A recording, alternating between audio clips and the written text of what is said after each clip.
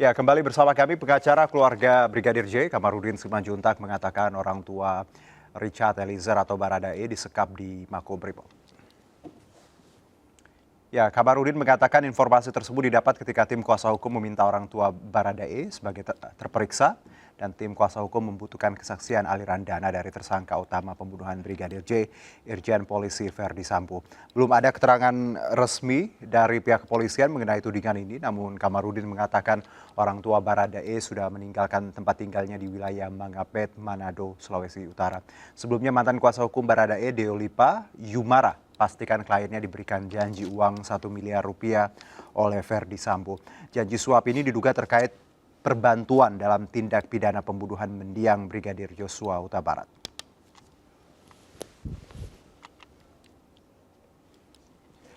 Ya, jelang akhir pekan ini bertubi-tubi diagendakan pemeriksaan dan sidang atas dua tersangka utama pembunuhan Brigadir J, Verdi Sambo dan Putri Chandrawati. Verdi sendiri hari ini menjalani sidang kode etik di gedung TNCC Polri Jakarta, sementara Putri rencananya akan menjalani pemeriksaan perdana besok di Bareskrim Mabes Polri. Lalu apa harapan keluarga korban Brigadir Joshua Huta Barat atas proses hukum ini? Sudah hadir di studio kami sore ini ada kuasa hukum Brigadir J, Mansur Febrian. Selamat sore Mas Febri, apa kabar? Selamat sore Bung Jono. Salam sehat. Kita tahu hari ini sidang kode etik juga masih berlangsung. Ya. Kalau terkait kode etik ini, apa harapan dari keluarga sendiri sebenarnya? Ya, tentunya terkait kode etik ini bisa merekomendasikan seseorang yang memang nyata-nyata sudah mengakui perbuatan tercela dalam hal ini melakukan pembunuhan berencana. Kami harapkan ini ditindak juga secara tegas, bisa sampai PTDH nantinya. Ini untuk menjadi contoh, tidak ada lagi sejarah kelam di dalam Polri di mana seorang jenderal membunuh ajudannya sendiri. Jangan sampai ada lagi. Harapan kami betul-betul Pak Kapolri ini tegas dalam menindak ini. Jadi tentunya tadi harapannya paling tidak dipecat atau diputuskan bersalah ya dari kode etik ini ya. Ya, tentunya. Ada hasil yang memang tegas seperti itu. Betul. Oke, kalau kita tahu bahwa satu hari sebelum kode etik Verdi mengundurkan diri dari Polri, memberikan surat seperti itu ya. Ya, Anda melihat pola ini, cara ini, apakah ini usaha beliau agar menghindari tadi dipecat tidak hormat, atau menurut Anda seperti apa sikap Verdi yang mengundurkan diri sehari sebelum kode etik ini? Tentunya peraturan pengunduran diri kan ada prosesnya. Baik. Nah, apakah di situ tertulis secara nyata dan terang bahwa saya mengundurkan diri misalnya? Tadi juga pagi saya coba melihat ya, tulisan tersebut tidak ada kata-kata mengundurkan diri. Hanya permintaan maaf. Hanya permintaan maaf kepada senior, kemudian kepada semua jajaran daripada Polri. Namun tidak ada ucapan maaf kepada keluarga, khususnya kepada ibu yang sudah melahirkan sang anak yang sekarang sudah wafat begitu. Oke, dengan kata lain kalau Anda lihat suratnya bahwa tidak ada penyesalan seperti itu. Hanya permintaan maaf kepada Polri. Bukan kepada keluarga ataupun yang tadi Bung Jono sampaikan bahwa ini pengunduran diri, nggak ada saya lihat tadi pernyataan seperti itu gitu loh. Jadi ini jadi catatan khusus ya untuk keluarga Brigadir J ya. Kalau memang nyata-nyata itu pengunduran diri dan itu direspon oleh Polri, ya tentunya itu sudah kembali ke sipil biasa. Jangan ditaruh di Makobrimob lagi, pindahkan ke sipil yang lain ataupun ke rutan yang lain. Kalau bicara permintaan maaf, ini kan surat ya. Harusnya tadi Anda melihat bahwa tidak ada penyesalan terhadap keluarga Brigadir J ya. Permintaan maaf seperti itu. Karena ya walau bagaimanapun sekarang proses hukum berlangsung dan Verdi Sambo terbukti bersalah. Seberapa krusial menurut Anda tidak ada kalimat maaf dari seorang Verdi Sambo terhadap keluarga Brigadir J? Ya, menurut hemat kami karena sudah melakukan hal-hal keji, apakah nuraninya sudah tidak ada di situ? Kalaupun misalnya diduga ada kesalahan di dalam tindakan misalnya kan, ketika seorang tersebut sudah tiada, apakah rasa kebencian ataupun kekesalan tersebut dilimpahkan terus-menerus kepada pihak keluarga? Dan apakah akan dengan egosentris pribadinya menganggap bahwa saya benar nih, saya melakukan hal ini benar? Apakah itu memang menjadi tabiat atau bagaimana, kita juga tidak tahu gitu loh. Setidaknya apabila memang ada permohonan maaf, itu ada penyesalan dirinya telah melakukan perbuatan keji begitu. Baik, jadi menurut Anda sikap ini bentuk resistensi seorang Verdi Sambo ya terhadap bagaimana perbuatan beliau yang harusnya menurut Anda dalam permintaan maaf itu dicantumkan dengan jelas ya bagaimana keluarga yang ditinggalkan harusnya? Tuhan sendiri ketika hambanya meminta maaf, dia akan mengampuni asalkan memang betul-betul kembali. Lah, ini manusia kok sampai seperti ininya gitu loh. Itu yang sangat kami sayangkan. Oke. Baik. Jadi menurut Anda bahwa surat yang ditulis itu juga ya memang tadi minta maaf terhadap institusi, tapi tidak ada niat baik ya.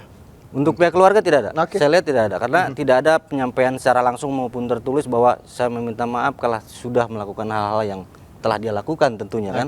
Namun tentunya kami di sini menghormati asas praduga tidak bersalah sampai ada berkekuatan hukum tetap membuktikan. Namun kita lihat juga dia sudah mengakui bahwa saya yang melakukan skenario gitu kan, skenario hal tersebut. Untuk pembunuhan siapa yang menembak pertama kali kan sampai hari ini masih jadi PR. Itu kita tanyakan, apakah betul-betul Baradae yang menembak atau justru Baradae ini malah menjadi korban untuk seolah-olah dia yang melakukan. Nah, kalau saya pribadi melihat apakah seorang Barada memang, apalagi seorang supir itu sudah memegang senjata Glock ataupun HS gitu. Bukankah harus memegang senjata yang laras panjang itu untuk apa namanya kalau di Brimob itu untuk serbu ya, senjata serbu itu. Tapi jangan sampai Barada ini memang betul-betul untuk menutupi sesuatu hal yang dilakukan orang lain gitu. Karena kita pengen tahu seperti itu ya, jelas seperti apa siapa harus yang menembak pertama, lalu ada siksaan seperti apa. Dan ya menarik bahwa tadi yang diangkat Mas Febri bahwa dalam permintaan maaf tersebut yang diungkapkan oleh Ferdy Sambo tidak ada kalimat meminta maaf kepada keluarga Brigadir J. Tentunya ini juga sampai sekarang berarti sikap ini sangat frontal seperti ya Bang. Apakah tidak ada penyesalan setelah melakukan hal seperti itu? Itu yang harus di-highlight dari surat yang beredar, dan kita tahu juga memang ada surat permintaan maaf seperti itu. Kalau bicara mengenai Putri sendiri, kita tahu bahwa sudah tersangka tapi tidak ditahan karena alasan kesehatan dan besok dikabarkan akan diperiksa untuk pertama kalinya sebagai tersangka. Bagaimana kuasa hukum Brigadir J melihat proses ini? Sebelum ditetapkan sebagai tersangka, kami dari tim kuasa hukum sudah berulang kali menyampaikan supaya Ibu PC ini berkata jujur dan bertobat. Apapun yang terjadi kejadian tersebut, kami harapkan berkata jujur. Seperti itu. Namun entah ada bisikan atau apapun kepada Ibu Putri yang hingga Ibu Putri tidak mau keluar untuk menyampaikan hal tersebut. Tapi kalau kita lihat ketika awal penetapan tersangka ini, Bu Putri keluar ke Makobrimob itu bisa gitu loh. Tapi ketika mau dilakukan penyidikan ataupun LPSK datang itu tidak bisa berbicara. Nah, kami tidak menjustifikasi bahwa ini pura-pura, tidak. Kalau memang ada rekomendasi daripada dokter psikiater menyatakan Ibu PC ini tidak bisa dilakukan pemeriksaan, kita hormati sampai beliau sembuh. Ini tentunya jadi tugas penyidik.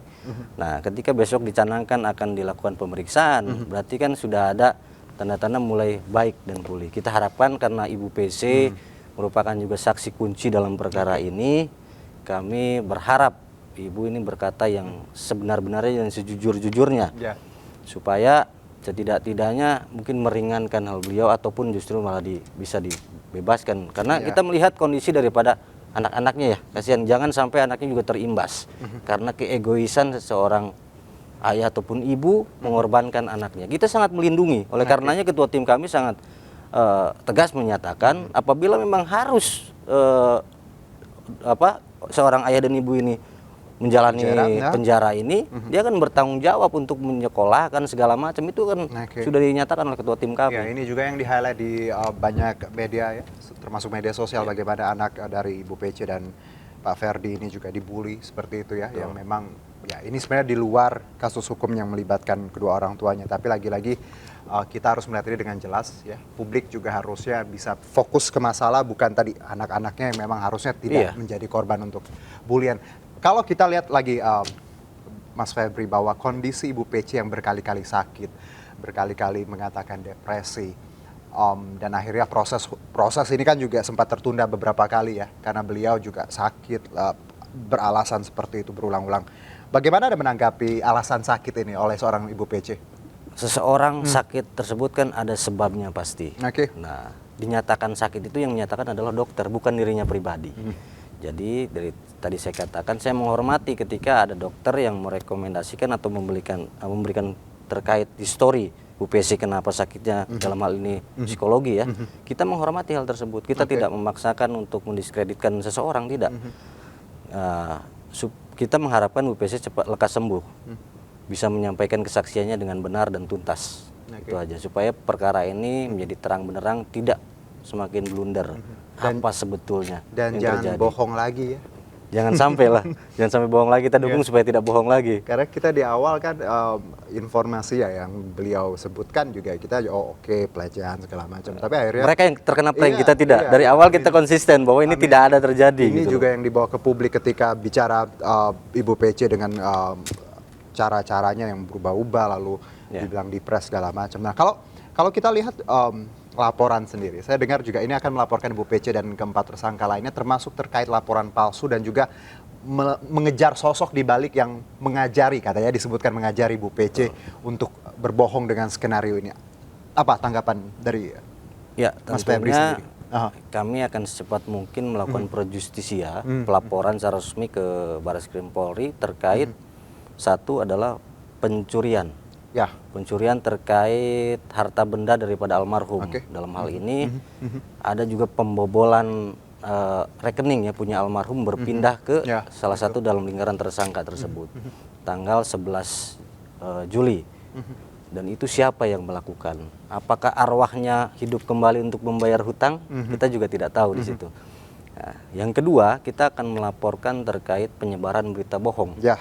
Dalam hal ini dilakukan pertama kali oleh Kapolres Nonaktif Jakarta Selatan. Kemudian diaminkan juga oleh pihak Polri dan diaminkan lagi oleh Kompolnas.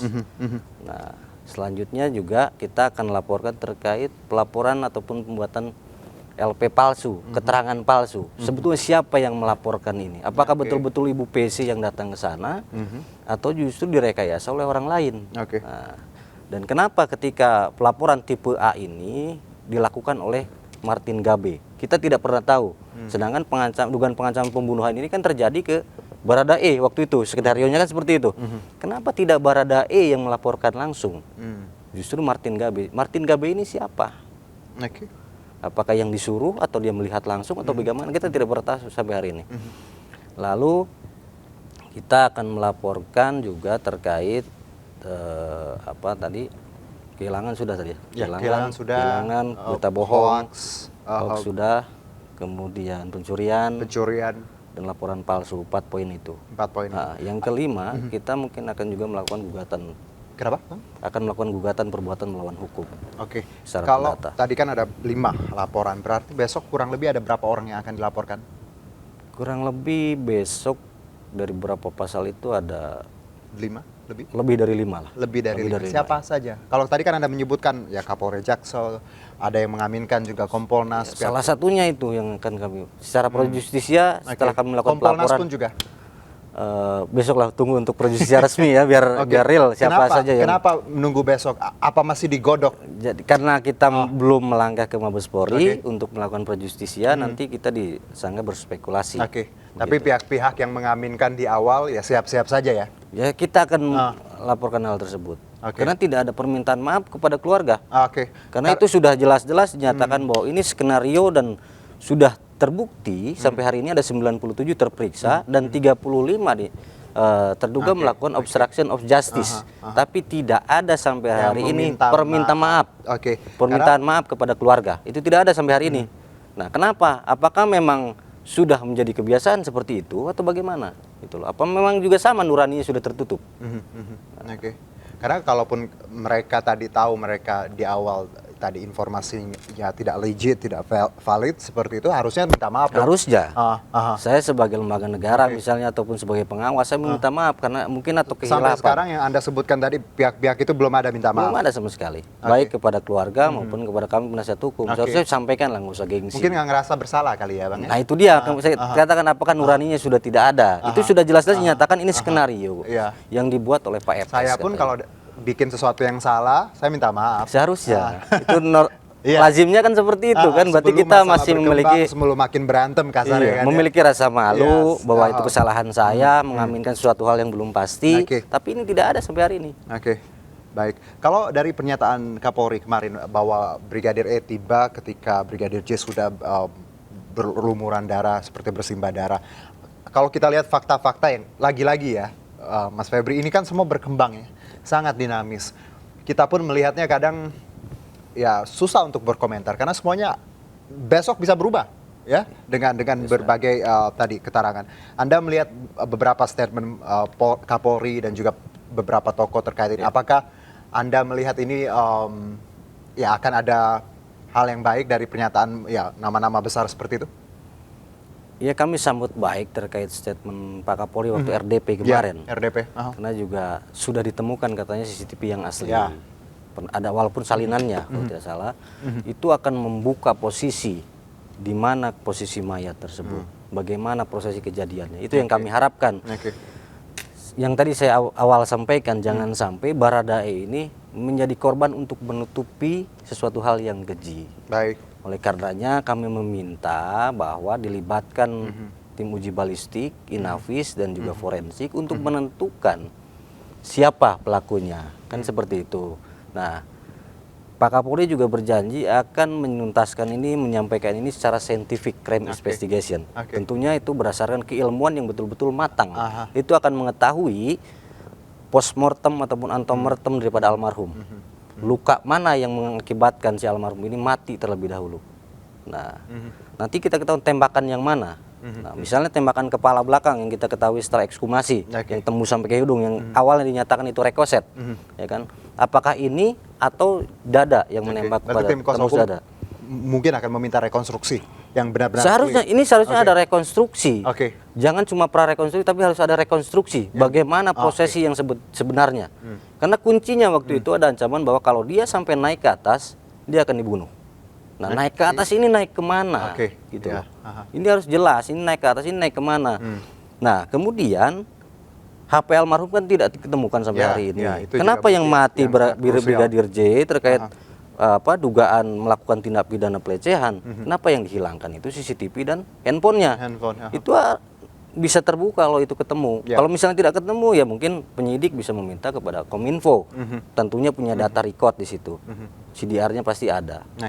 Apakah sesulit itu? Cyber kita sangat canggih loh sekarang. Itu punya backup semua. Dua bukti ini alat komunikasi krusial sekali. Ya, karena pasti sangat ada krusial. banyak data yang bisa dikembangkan dari situ yang seharusnya sampai sebegitunya dihilangkan ya. Makanya ada apa kan seperti itu. Iya, Mas Febri, satu mungkin kita lihat bahwa keluarga ini luar biasa berjuang ya, bagaimana menuntut keadilan terhadap kematian putra beliau, dan kita lihat bagaimana kemarin ayanda dari Brigadir J mewakili saat wisuda terbuka. Di luar proses hukum yang berlangsung ya, bahwa kita terus menanti agar ini terbuka.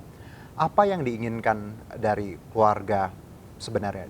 Di luar dari proses hukum memang harus, yang bersalah harus dihukum. Ada hal lain yang mungkin yang sempat disampaikan oleh ayanda Brigadir J terkait hal yang merasa yang memang harus diberikan kepada mereka hak atau seperti apa? Permintaannya ada cuma, kalau saya rangkum punya 3. Ya, apa itu? Keadilan, kejujuran, dan penghormatan terhadap almarhum. Pulihkan nama baiknya.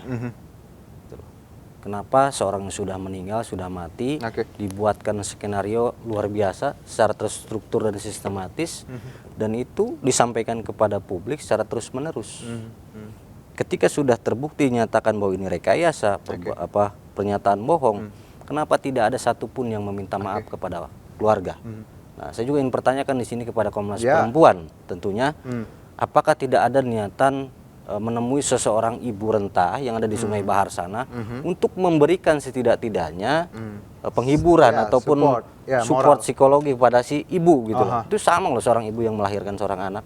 Bagaimana rasa sakitnya melihat anak yang tadinya ganteng, tinggi, besar, tiba-tiba pulang dengan kondisi yang sangat mengenaskan, ditambah lagi harus disampaikan sesuatu hal yang merupakan menurut saya adalah hoax, fitnah. Dan itu dinyatakan betul tidak terjadi apa-apa di Duren 3.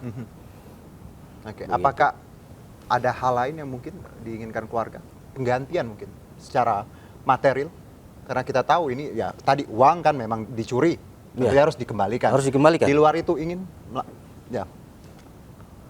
Terkait hal tersebut belum ada ucapan meminta apapun, tapi dia minta sebuah keadilan dan kejujuran dan perlindungan tentunya. Sampai hari ini kan banyak juga di media sosial ada yang mencerca segala macam. Tulang punggung keluarga kan? Ya karena memang jadi anak kebanggaan. Karena orang tuanya ini menitipkan dia kepada ibunya, kepada ibu EPS ini, Itu karena kepercayaan. Karena orang Batak ini kalau tidak salah, kau boleh punya ibu yang melahirkanmu, tapi ketika kau merantau kau harus mencari ibu lagi. Kan seperti itu. Dan dia anak yang memang taat terhadap orang tua, terhadap agama. Ketika dia dinas di Papua pun waktu itu, dia hanya berbekalkan Alkitab. Orang tuanya tidak punya apa-apa. Itulah sebuah kebanggaan untuk orang tua. Tapi kebanggaan itu harus hancur dan berantakan ketika terjadi pembunuhan berencana. Ini juga institusi Polri harus berpikir ya, karena yang dihilangkan nyawanya tulang punggung keluarga. Jadi saya rasa tidak ada salahnya untuk memberikan sesuatu yang lebih, karena Brigadir J tadi orang tuanya hidup sederhana, anaknya diambil, ya, bukan bicara material, ya, stuff yang seperti itu, tapi ya sangat wajar ketika harus ada tadi penghiburan, penggantian hal-hal yang saya rasa materi harus, karena kita tahu ini hal yang sangat krusial. Satu lagi, Mas Febri, kalau bicara mengenai motif, keluarga tentu pengen tahu dong motif yang sebenarnya nantinya, ya. Tentunya. Walaupun mungkin sudah ada dibisikkan atau seperti apa. Kalau publik sendiri, Anda melihat, publik kan juga pengen tahu nih, ya, sebenarnya apa sih motif ini dari keluarga Brigadir J sendiri. Bersedia tidak kalaupun nanti motifnya diungkapkan ke publik? Sampai hari ini masih bersedia, karena sangat tidak aneh. Keberatan? Tidak keberatan. Oke. Karena sangat aneh sekali ketika seseorang mati itu dituduh melakukan dugaan pelecehan, dan itu harus diskenariokan. Diskenariokan ini tidak tanggung-tanggung. Dugaan obstruction of justice-nya ini terlibat dari mulai jenderal sampai dengan bintara gitu loh. Kalau kita tidak perjuangkan ini, kita tidak punya idealisme. Idealisme itu luntur, maka keadilan akan hancur. Mas Febri, terima kasih. Sama-sama. Ya. Maaf ini kita agak over durasinya karena beberapa pertanyaan yang saya inginkan memang sudah dijawab tadi. Lagi-lagi kita ingin semuanya terbuka. Polrinya bagus, hanya beberapa orang oknum yang harus memang mempertanggungjawabkan tindakannya, karena kita ingin bagaimana penegakan hukum di Indonesia enggak tumpul ke bawah, ya. Tumpul ke atas, tapi tajam ke bawah. Kita dukung Pak Kapolri untuk bersih-bersih. Pastinya harus seperti itu. Mas Febri, terima kasih untuk insight-nya dan juga tadi komentarnya. Sehat-sehat, insya Allah kita ketemu lagi. Dan kita akan jeda terlebih dahulu, tetap di MNC News Now.